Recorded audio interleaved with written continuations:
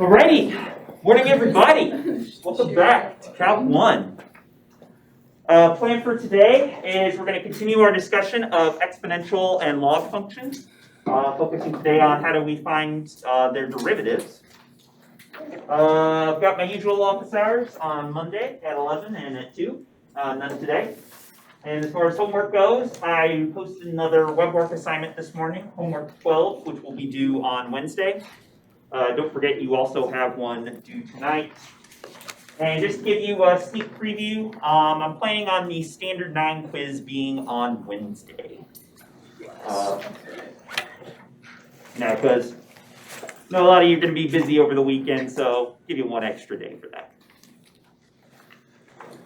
So, a group of mathematicians and a group of engineers are traveling by train one day to go to a conference. All of the engineers buy a ticket for the train, but only one of the mathematicians gets a ticket. The engineers are ridiculing the mathematicians, saying they're going to get in so much trouble, when suddenly one of the mathematicians yells, "Hey, the conductor's coming." So all the mathematicians quickly disappear into a single restroom. So then the conductor checks each of the tickets of the engineers, then knocks at the restroom door and says, "Ticket, please." One of the mathematicians slides their ticket under the door, and then the conductor checks it and leaves. A few minutes later, mathematicians all come out, and the engineers are very impressed. So they get to the conference, and at the end of the conference, the engineers decide they are just as smart as the mathematicians, so they, as a group, only buy one ticket for the return trip. This time, the mathematicians get on board with no ticket at all. Engineers start to question mathematicians, saying, "Wait, how are you going to do that with no tickets? You're going to get in trouble now." And then all of a sudden, one of the mathematicians shouts, "Conductor coming." Engineers all rush to the restroom. Then a few seconds later, one of the mathematicians knocks on the restroom door and says, "Ticket, please." Moral of the story is, be sneaky like a mathematician, not like an engineer. Okay. I realized yesterday that I still had your big pile of standard 7 quizzes sitting on my desk. I apologize for forgetting to pass those back. I think the big reason why is because the class after you did put them was the exam day. So I just passed back standard 7, standard 8 quizzes, as well as retest from the past several days. So where we last left off, we had talked on Wednesday about exponential and log functions and kind of what do their graphs look like. We saw that if you graph a function like, say, y equals 2 to the x, we end up with a graph that looks something like this. Whereas if we graph the corresponding logarithm function, y equals, say, log base 2 of x, we end up with a graph that looks sort of like this instead.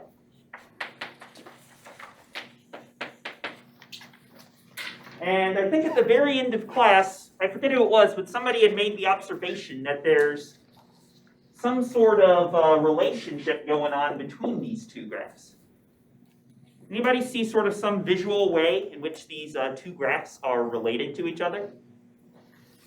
The logarithm function and the exponential function?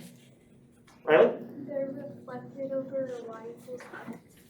They're reflected over y equals x. So here, I'll go ahead and graph out y equals x for us.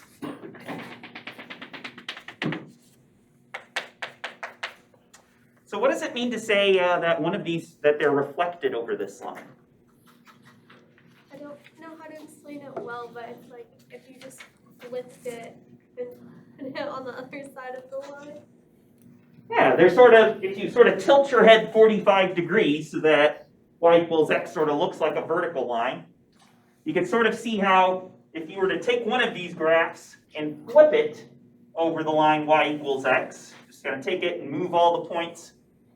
So it goes from and to and, or vice versa, and being a technical term.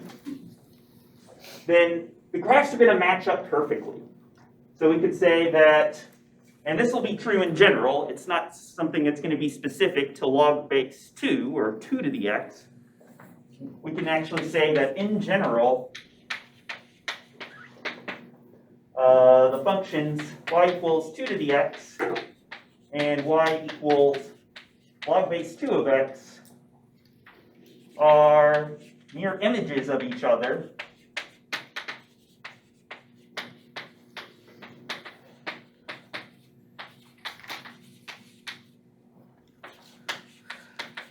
That are going to be reflected over the line y equals x. If y equals x is sort of our boundary point of our mirror, so to speak, then taking one and flipping it over y equals x will give the other, and vice versa. Which sort of gives us some indication of how they have similar sorts of properties to each other, but sort of opposite. And that if we look at y equals 2 to the x, you all remarked last time that y equals 2 to the x starts growing very, very slowly, but then once x becomes positive, suddenly starts growing very quickly. Whereas in kind of the opposite way, we could say that a logarithm function, like log base 2 of x, is going to start growing very, very quickly, but as x gets larger and larger, it's going to keep growing, but it'll grow slower and slower and slower as time goes on. And so they have some sort of mirror images of these properties with each other. 2 to the x starts slow, later becomes fast. The logarithm starts fast, and then later becomes slow. And one kind of reason for this is there are these reflections of each other over y equals x. Any questions or comments so far? So the fact that these are mirror images of each other actually comes from a property of these two functions. And I'm going to be on the next page that says theorem, exponential function properties, logarithmic function properties at the top. This property right here, that graphically they're mirror images of each other, comes from the fact that the two functions are going to be considered inverses of each other. So f of x equals a to the x, and g of x equals log base a of x.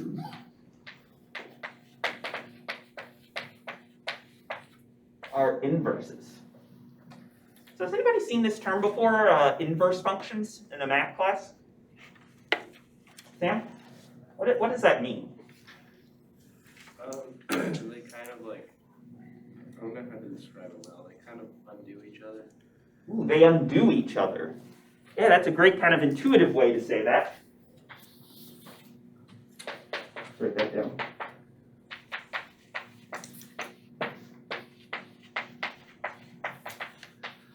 Undo each other in what sense? If you sort of like took the f of g of x or the g of f of x and get one or something like that. So that if you take f of g of x or g of f of x, something special ends up happening? Yeah. Yeah, I would agree. They're going to undo each other in the sense that if you take f of g of x, meaning we take something like, what's f? A to the power of log base a of x, which is, so in other words, we take our function f of x, a to the x, and anywhere that we see an x in there, we replace that x with a g of x, which will give us log base a of x. Should always come out to the same thing every time. I don't think it's necessarily going to be 1 though. And we could say something similar about g of f of x.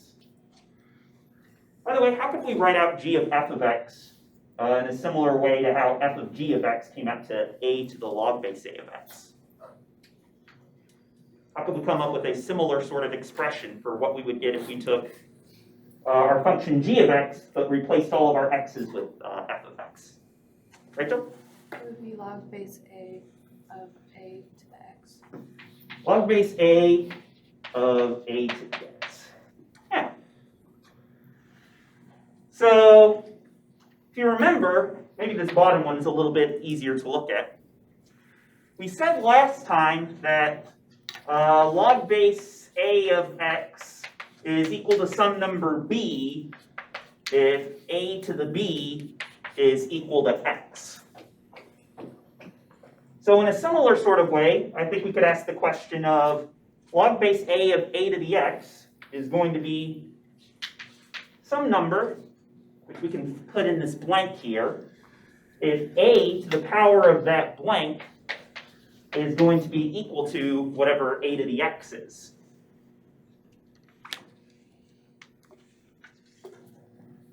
So with that in mind, what do we need to put in this blank, or equivalently this bottom blank, so that a to the power of blank and a to the x end up giving us the exact same expression?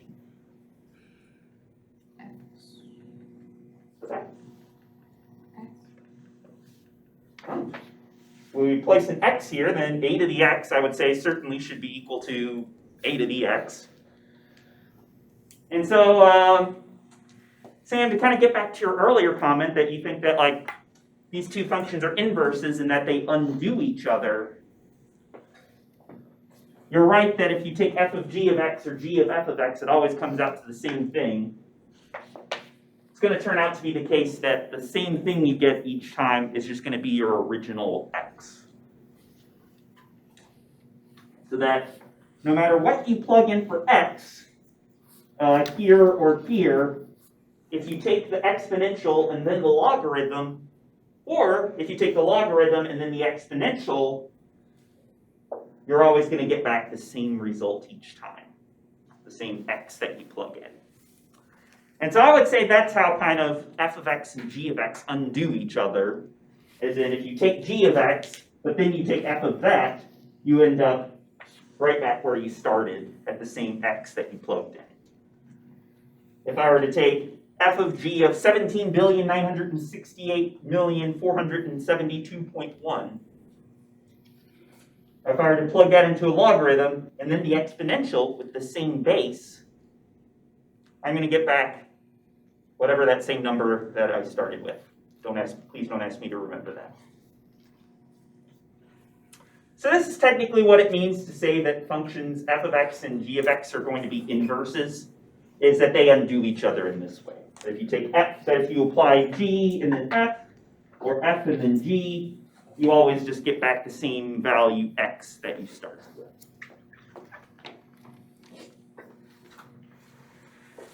That graphical property, by the way, graphically what this looks like is, Riley, what you noticed earlier, the fact that our f of x and g of x, if you flip them over the line y equals x, they're going to end up matching up with each other.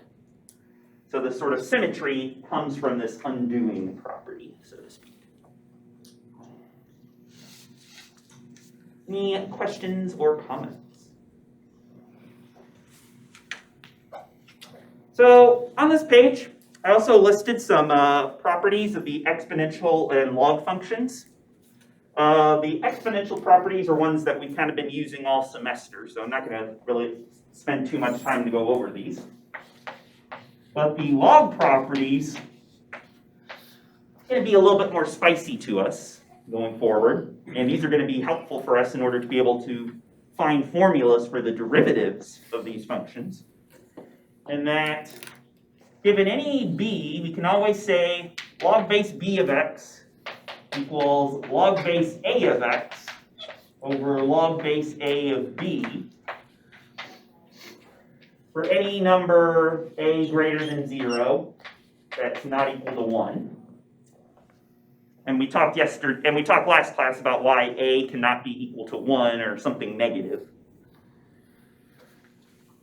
It's going to turn out to be the case that the log base a of b times c is going to be log base a of b plus log base a of c. And finally, if we have an exponent, like x to the r, inside of a logarithm, we can actually take that exponent and kind of pull it out in front and say that's going to be equal to r times log base a of x. So that what ends up happening is we get these sort of logarithm properties that are going to behave sort of differently than how we're used to thinking about things like exponential functions, square root functions. Multiplying inside the log means you take the sum of the individual logs and other sorts of formulas like that for the logarithm. I'm not going to make you do too much with these formulas for this class. Like I'm not going to ask you, what's log base 4 of 16 times 64, like I might in a pre-calc class. Howdy, Brian. But I want to get these up on the board because we're going to need to use these later on as part of our differentiation process. So let's start taking some derivatives.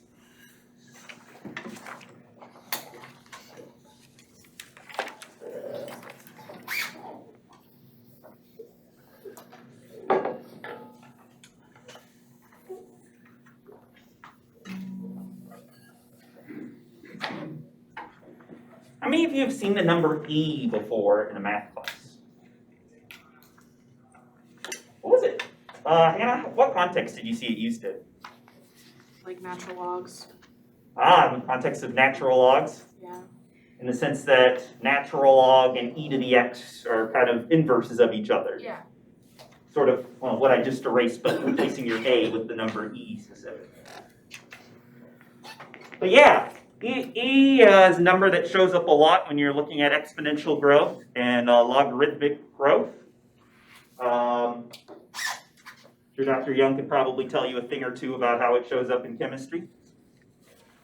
But for our purposes in this class, e is going to be an interesting number because the function e to the x is going to be equal to its own derivative. So e is about equal to 2.718. I say approximately equal to because e is a number like pi, and that if you write it out as a decimal, it goes on forever. And it's going to turn out to be the case that e is special because the derivative with respect to x of e to the x is just going to be equal to e to the x. So if we graph that out, e to the x is going to look something like this. And it's going to turn out that with one exception, e to the x is the only function out there that is equal to its own derivative.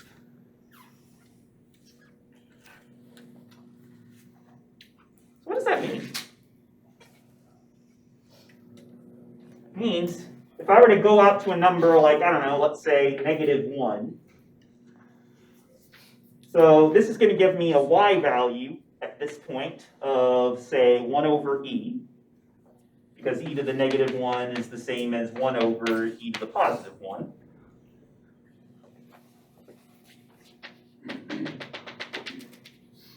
What's going to be the slope of the tangent line to this function at x equals -1?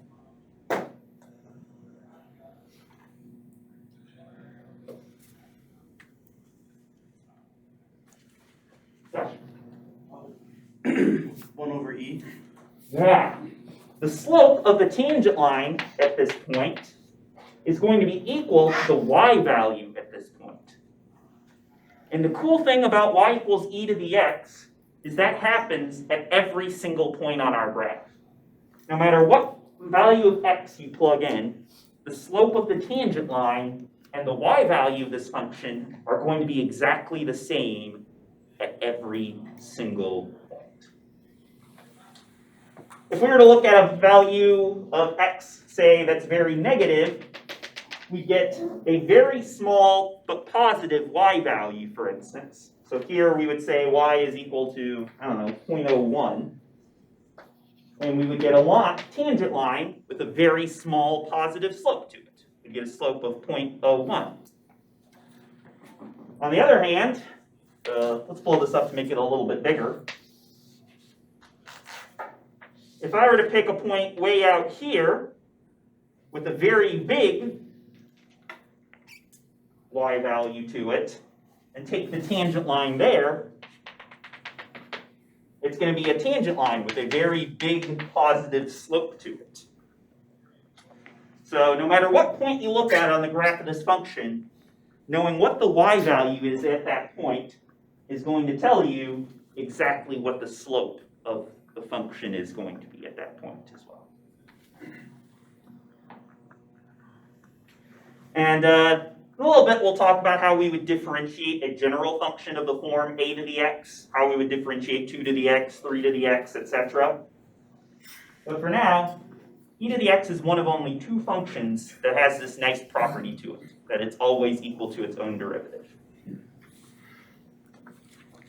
Out of curiosity, anybody think of another function that does that? Josh? Pi. Does y equals pi? The x. Pi to the x? Yeah. Pi to the x isn't going to quite get the job done. Good guess. Pi and e kind of are similar in that,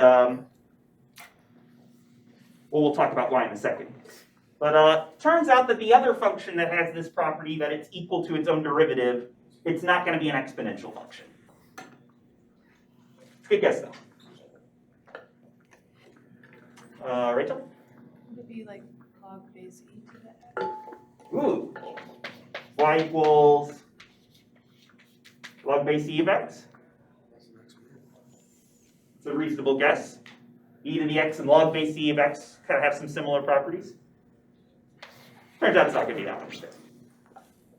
Although log base e of x is going to have an interesting derivative. I'll give you a hint.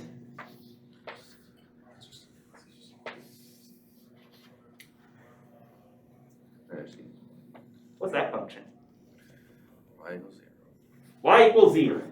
Turns out y equals 0 is another function that's equal to its own derivative, although it's kind of a boring one. Because if you start with 0 and we differentiate, well, the derivative of the 0 function, of a constant function, is always 0, as we've seen. So I don't get, if y is 0, y prime will be 0. No, it doesn't count. That doesn't count? No, Why not? it's not cool. Not cool enough? Not cool enough to make it into the e to the x club? All right. According to Zach, it doesn't count. So I take back what I said. E to the x is the only function then that is equal to its own derivative. I don't know what I was thinking. Please forgive me.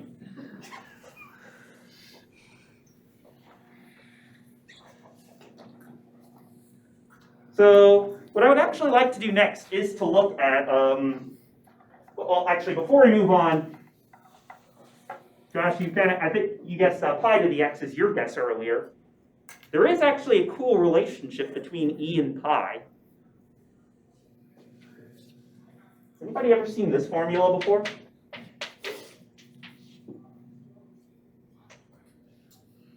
Yes. Sam? I've seen it. You've seen it? I've seen it out in the wild somewhere. We're running around campus. I don't know about y.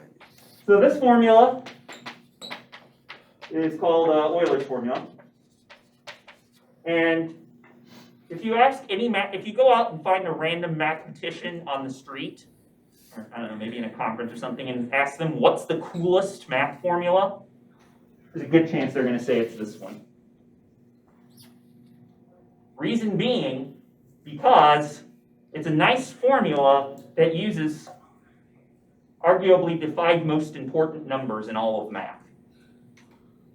0, because if you don't have 0, then what do you have? I'd say nothing, but you don't have 0, so you don't even have that. 1, the multiplicative identity. Multiplicative identity meaning that 1 times anything else will just give you that other thing. E, which is going to show up a lot in, spoiler alert, the rest of calculus. pi, which shows up a lot in geometry and trig, and this other number I. What is I? Square root of -1. I is the square root of -1, the number that cannot be found on a number line because it's not even a real number. But if you go on and take higher and higher level math courses, I ends up being super useful and important to deal with. Complex analysis, 400 level math class. That's my plug. But ultimately, these are kind of the 5 numbers that you'll see so much in higher level math. And you can kind of combine them all with this relatively simple formula that e to the power of pi times I plus 1 is going to give 0. Which is really weird. Because what does it even mean to take e to the power of an imaginary number like pi times I? I'm not going to get too much more into detail about this now. If you're curious about what this even means, be happy to have this as an office hour conversation sometime, but it gets whacked. So. Anyway, sorry. You don't actually need to know Euler's formula or anything for this standard. That's just kind of an interesting aside of a formula that mathematicians love to look at and go, ooh and ah. And that tells you about this sort of mentality that a mathematician has at heart.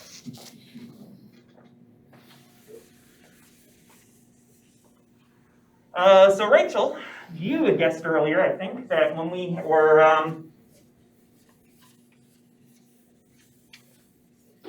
were talking about functions that you thought might be equal to their own derivatives, you had guessed log base e of x. And we actually are going to have a special name for that function. We're going to call it the natural log, which is y equals, we usually write it out as ln of x, but what it really means is the same thing as log base e of x. And if we graph it out, it's going to look the same as most other logarithm functions. It's going to have a shape that's something like this. Does anybody know why, if it's called the natural logarithm function, we denote that as ln of x and not nl of x? Right? Discovered by a French guy. Indeed. Indeed, it's because in French, the way you would say natural log is something like log naturel. You reverse the order of the two. That's why we would write it out as ln of x. It's short for log naturel, and not as nl of x. Plus, I personally like the fact that it starts with an n just like log does. So what is the derivative of this function, you may ask? Let's see if we can find a formula for it. All right, f prime of x is going to be a limit as h goes to 0 of natural log of x. Just kidding, we're not doing that. We can actually use, I know you're all so disappointed. We can actually use a tricky shortcut method.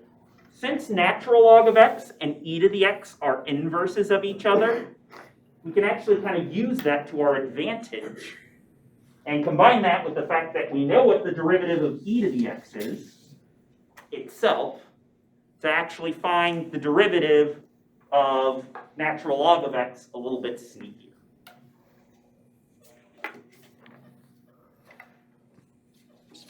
So, in order to find the derivative of the natural log function,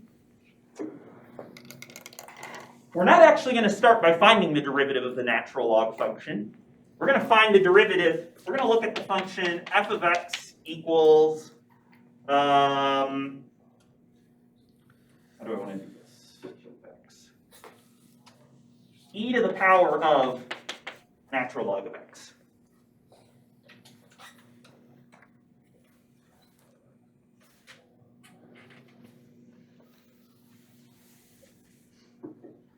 And I want to differentiate this using the chain rule. So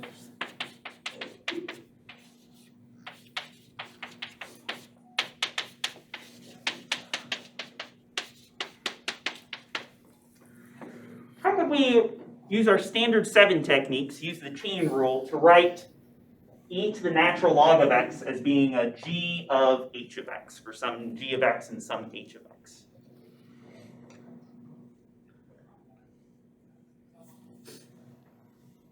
In other words, if we write this as sort of being the composition of an outer function g and an inner function h, how could we do that? Rachel? H of x would be natural log of x, and then g of x would be e to the x. Yeah, I think we could write it like that, where if we take our inner function to be the natural log, the thing we're doing first to x, and then our g is sort of our outer function, the thing we do after we do our inner function. Well, after we take natural log of x, then we're going to take e to the power of whatever that gives us. And so then we could write that as just a plain old e to the x. To do that, well, we know our g prime of x is just going to be e to the x again. Our h prime of x is a big question mark for now. We don't know what that is. We'd like to know what that is, but we don't know what it is yet. So if we were to differentiate f of x using the chain rule, somebody remind me, what does the chain rule tell us about how we would differentiate f prime of x as a general formula? Helen? You take the derivative of the outside, which would just be e to the x, times the normal function on the inside. Yeah, so we're going to differentiate the outside function, take our g prime, but leave our inner function alone, and then multiply by our h prime of x, whatever the derivative of the inside is. Which in this case, how could we write out g prime of h of x?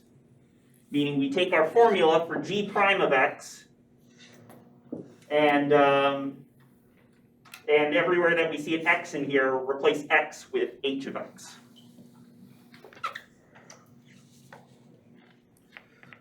What would that look like here? When? E to the ln of x. Yeah, it's going to give us our e to the power of natural log of x again. We take our g prime of x, our e to the x, and we replace this x with our expression for h of x. H prime of x, well, we don't really know what that is. So that's a big question mark for now. So whatever the derivative of e to the natural log of x is, it's e to the natural log of x times the derivative of the natural log function, our h prime of x. Here's the sneaky part.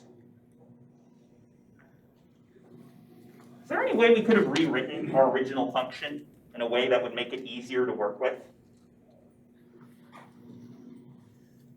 Josh? Maybe bring down the exponent, the ln of x. Ooh, bring it down? Don't think we could necessarily do that. If it was log of e to the x, we could do something like that. But we don't have a nice way of saying for an exponential function, e to the power of thing, how you could bring down the thing. Oh, okay, I get what you're going for. You're trying to use power rule. Yeah. We're not differentiating anything quite yet. Just another way we could rewrite our original function in a nicer form. Mackenzie? We rewrite it as log base e of x. We could. Is there an even simpler way we could write it? Using something we talked about earlier, the relationship between the logarithm and the exponential. You just write x because they undo each other. Yeah. As we saw earlier, the exponential and logarithm functions undo each other. They're inverses. So really, that's just the same as plain old x. So f of x is really just the same function as x by itself. Zach, you have a question? Okay. You're waving your hands around. Yeah, I was gonna answer that same question. Okay. So if f of x is equal to x, what's the derivative of just the function y equals x?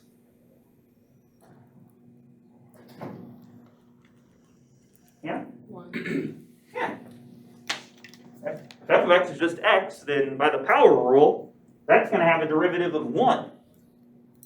So in other words, we know that our f prime of x expression over here that we got using the chain rule should just come out to be equal to 1 in the end.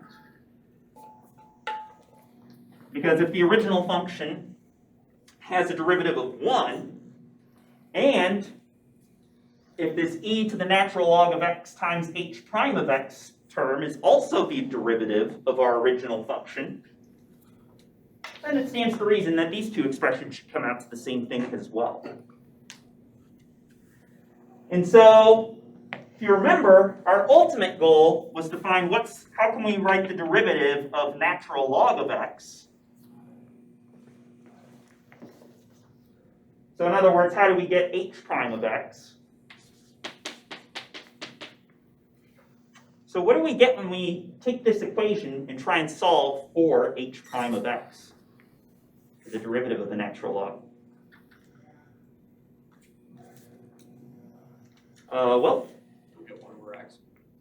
I'm just skipping straight to the punchline. We're first of all we can divide both sides by e to the natural log of x to get 1 over e to the power of natural log of x. But then as we'll notice, e to the natural log of x, as we already said, should just be x. So it's going to turn out to be 1 over x, which will tell us that the derivative of the natural log function, even though the original function is scary, it's a logarithm, derivative is actually pretty nice. It's just 1 over x. So if we were to look at a graph of a logarithm,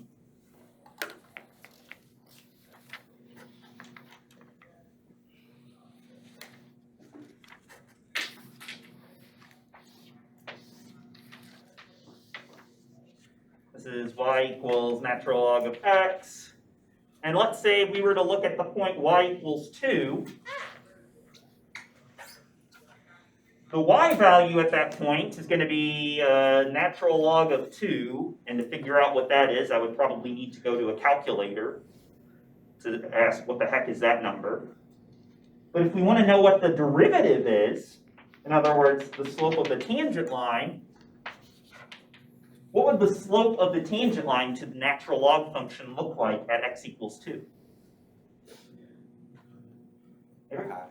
Yeah, 1 over x. Slope, this is going to be a half.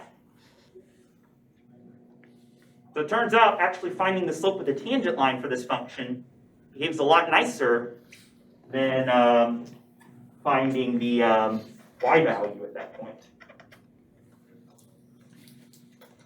As Josh would say, gadzooks.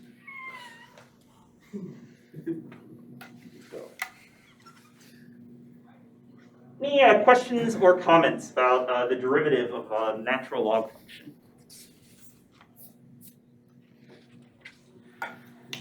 So, to me, this is kind of cool. Because usually, if we think about how do we differentiate something and get a power function, to get just x to a power, usually we have to start with another power function. To find a function, if we want to differentiate something and get x squared, we would have to start with 1/3 x cubed. If we wanted to differentiate something and get x, we would have to differentiate 1/2 x squared.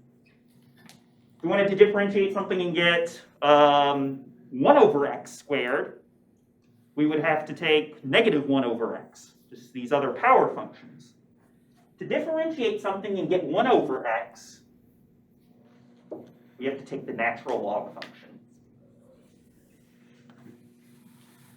So the natural log function is kind of cool in the sense that it's the only function that's not itself a power function whose derivative is a power function. Power function meaning function that can be written in the form x to some constant number power. Like x squared, x to the negative 2, x to the 1/2, those sorts of things.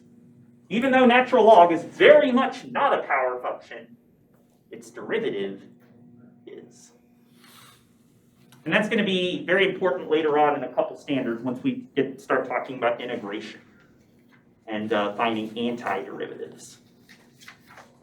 Yes, there is such a thing as an antiderivative. Spoiler alert. So now that we know how to now that we know how to differentiate the natural log function at e to the x, we can actually use these formulas. This one and that one tell us how we can differentiate any exponential function or any logarithmic function. So if we go to the page, if you turn the page, we're going to do just that.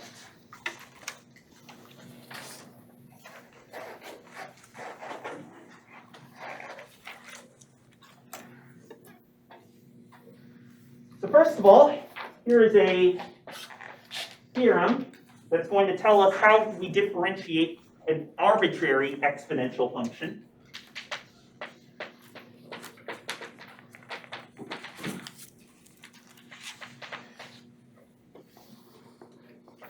It's going to turn out to be the case that if we differentiate the function a to the x, the exponential function a to the x, we're going to get back a to the x times natural log of whatever our a term is.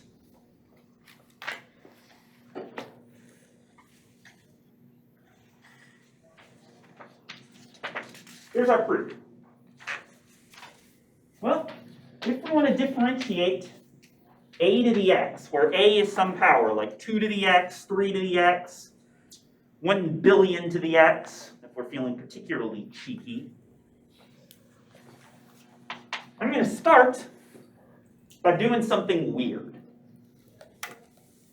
I'm going to rewrite a to the x as e to the power of natural log of a to the x.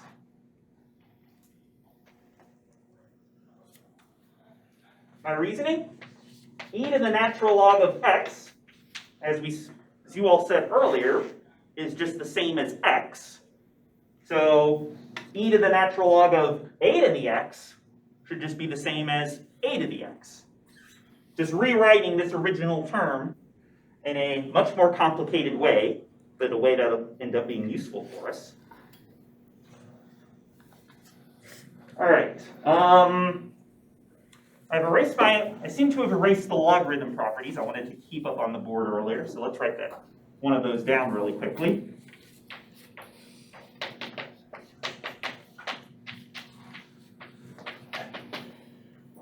I have a question for you all. How can we rewrite natural log of a to the x using this logarithm property that I just wrote back down on the board to remind you? When? X times ln of a. X times natural log of a. I like it. Yeah, because anytime you have an exponent inside of a logarithm function, what this rule right here says is you can take that exponent and pull it down as a multiple outside of the logarithm. And so if we do that here, we'll get that natural log of a to the x is going to be x times natural log of a. So we can rewrite this as the derivative with respect to x of e to the power of x times natural log of a.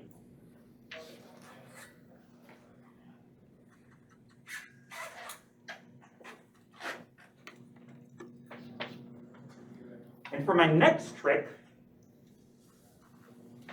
I'm going to use the property of exponents to write this as the derivative of, how do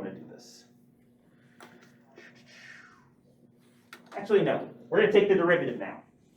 And to take the derivative, we're going to need to use the chain rule. Because now, in order to differentiate this, we can think about this as being the composition of two functions. G of x equals e to the x, and h of x equals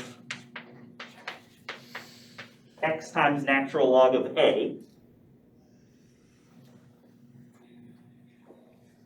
If we use the chain rule to help us differentiate this sort of g of h of x thing going on here, what are we going to get?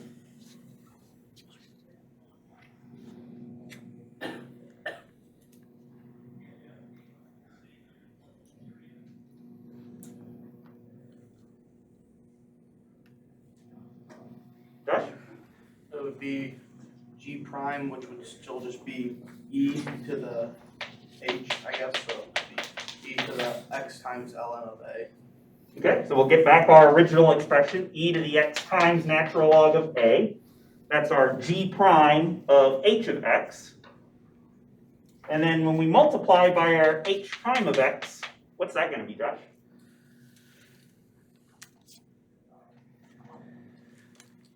I'll give you a hint. Natural log of a is a constant. So it would be 1, or no, it would be itself still, right? Not quite. Let's think about it this way. If I were to ask you to differentiate 2x, what would you say? It'd be x. Oh, it's 2. Whoa. Hey, I missed it. I had code. You're lucky I don't have still have that bucket of water at the front. Oh! Oh! You're lucky it's on the floor and I don't want to have to reach down there. How about the derivative of negative 5x? Negative 5. How about the derivative of the constant natural log of a times x? That'd be a. Or ln of a. There you go. Yeah, turns out the derivative of natural x times natural log of a, we're going to treat this as just a constant times x, and the derivative of any constant times x is just going to be that constant. A scary looking constant, but a constant. So we're going to get e to the x times natural log of a all times the natural log of a.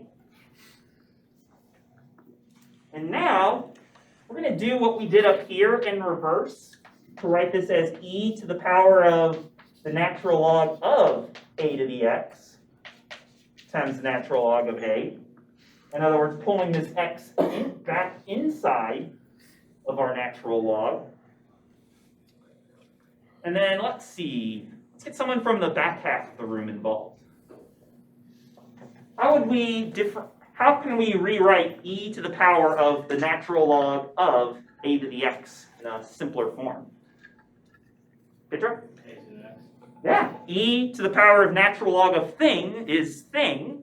That's kind of a moral of that's kind of like that's the big lesson of today's class, using kind of the fact that e to the x and natural log are inverses. So here, e to the power of natural log of a to the x is just going to be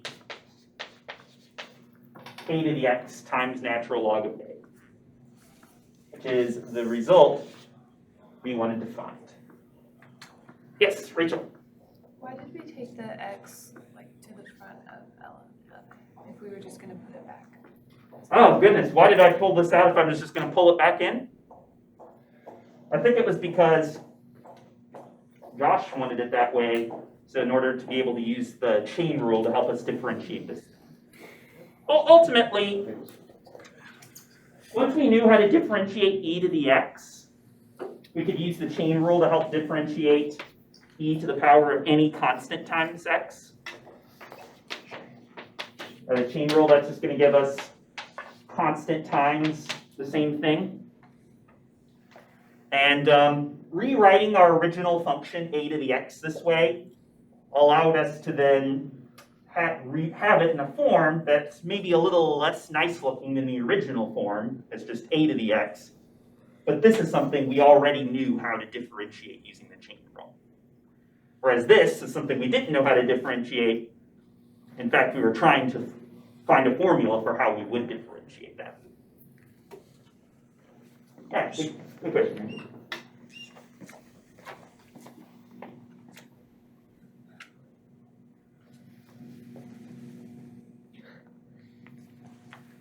So Dr. Young was the Dean of the Natural Science Division. He was actually sitting in to observe my class today.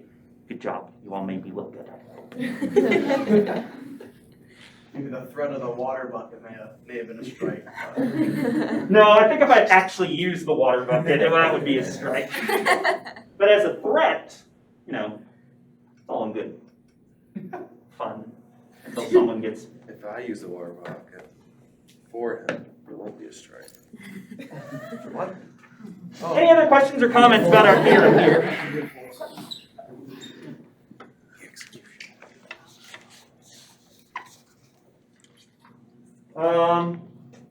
Yeah.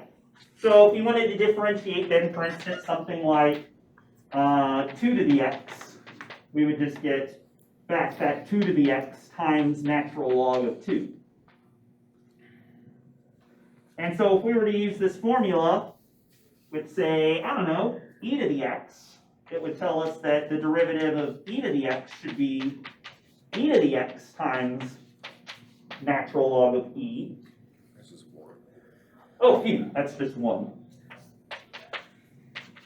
I was going to get worried because that's going to be equal to e to the x.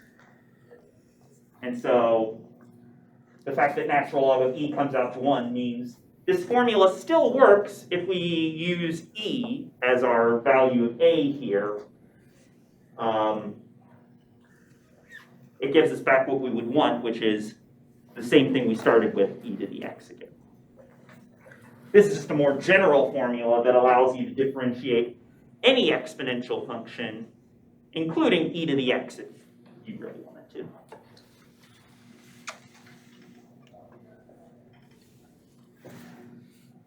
So now that we know that, we can do something similar to help us differentiate an arbitrary logarithm function.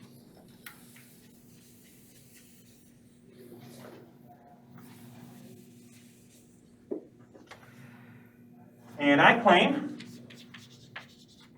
if we look at a log derivative formula, it's going to turn out to be the case that the derivative of log base a of x is going to be 1 divided by x times natural log of a.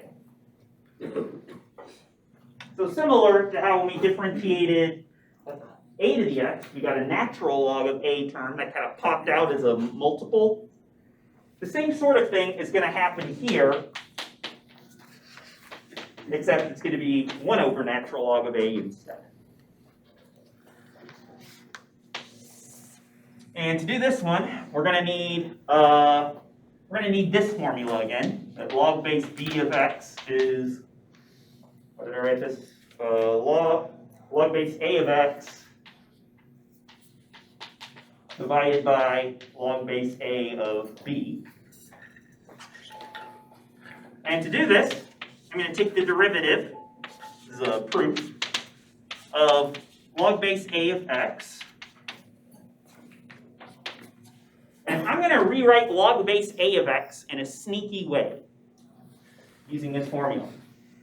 I'm going to rewrite it as log base e of x divided by log base e of a.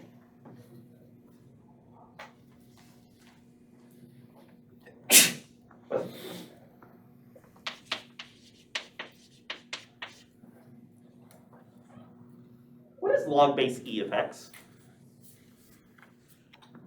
How have we been referring to that for the last 15-ish minutes? Natural log of x. Yeah, log base e is just how we define natural logs. This is going to be natural log of x over natural log of a. And I think we could rewrite this as being the derivative of 1 divided by natural log of a times natural log of x.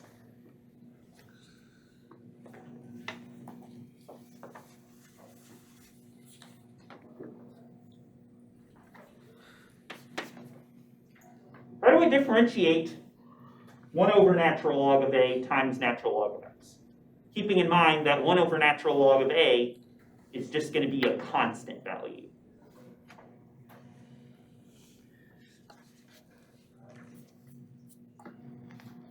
Well, we said that the derivative of 1 over X has a derivative, derivative of natural log of X has a derivative of 1 over X.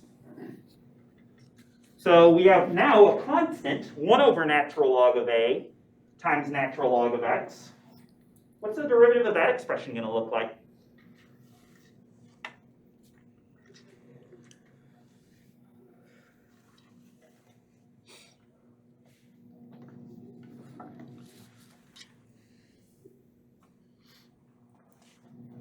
Alan?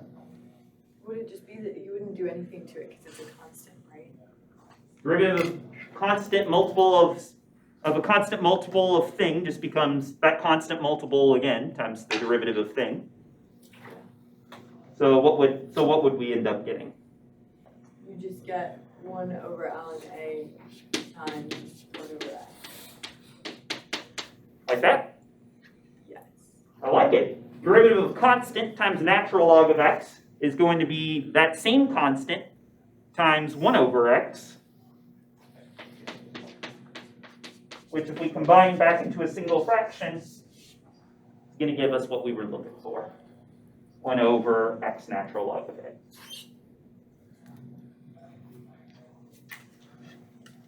So that by careful use of playing around with playing around with logarithm properties, we are able to find a more general formula for how we would differentiate any logarithm that we could like. So from here, we could find that the derivative of, say, log base 2 of X would be 1 over X times natural log of 2. Replace your A here with anything you like, as long as A is something that's positive and not equal to 1.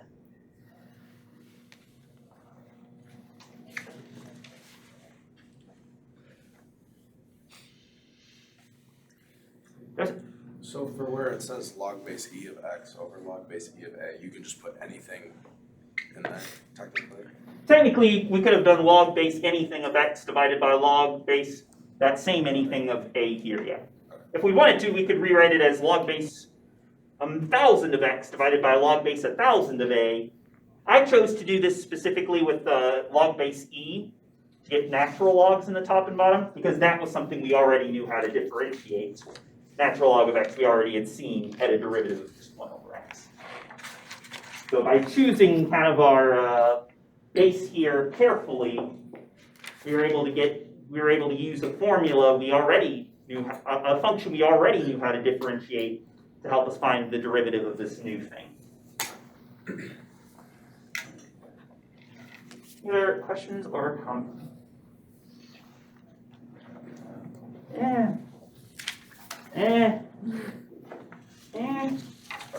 Nobody tell Dr. Young? I'll let y'all go a few minutes early. See you all on Monday, and I'll see some of your parents sooner. So that's basically the last new thing for the standard. On Monday, we'll do the last couple pages of the packet where we talk about how you would differentiate a few sample functions that involve combinations of these things. And then probably in the second half of class Monday, we'll start our next standard, which is going to be on differentiability. Dr. Gersel, since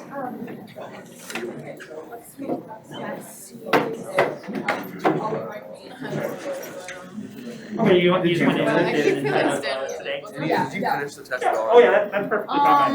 I had like some extra time. Hey, could I do the standard 5? I didn't finish Yeah. 5 at all. No, 5 took up so many pages. Well, There were so many questions. I realized after I did like let me make most sure. of the Z4 questions that I was using the Right. wrong like scores. Oh, really? That's So I'm pretty sure I got all of them. Sorry. This morning I Okay. turned off a lot He of said he didn't know like Ah, scoring. It happens. It's happened to me before. really? That was like the curve. Get you that question in a second. Okay. I think that's gonna be better. Yeah, because it was tough. It was very rough. So, Yes, don't come back, if you can make it by like 2, I'm gonna have to leave like a little bit after 2, so don't. But if you stay Try to here, make it as close to 2 as you Yeah. can, but yeah, that should be And fine. if you want, you could leave it like in your box. Okay, I'll still be around until like 2:15 or so. Okay. we should be- Alright, thank you. I was wondering if I could go over my test with you because I was having a hard time with the problems. Yeah, sure, be happy to. Can you make it by like around 11 today? Today? Mhm. No, I have class. Okay. Let's maybe plan on trying to do that on Monday then, because Okay. today's kind of a busy day for me. That's cool, no, for sure. Alright, thank you. And then so like after we talked about it, I was like wondering if I could just retest on some of my standards yet. Okay, yeah, we can talk about that on Monday. Sweet, thank you. Take care.